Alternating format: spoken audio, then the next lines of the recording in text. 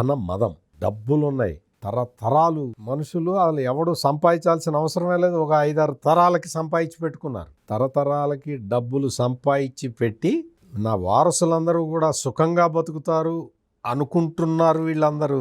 ఒక్కటి ఆలోచించుకోవాలి, మీరు డబ్బులు ఏ విధంగా సంపాదించారు అనేది మాకు తెలియకపోవచ్చు, వెంకటేశ్వర స్వామికి తెలుస్తుంది.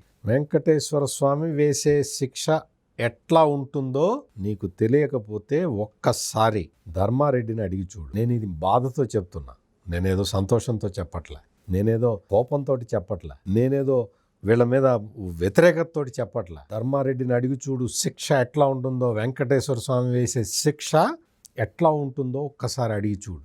అంటే ఎంత దారుణమైన నేరాలు చేసి, నేను ఈ సందర్భంగా నేను ఒక్క పరకామణి గురించే మాట్లాడుతూ ఉన్నా, నేను కల్తీ నెయ్యి గురించి మాట్లాడటల్లా.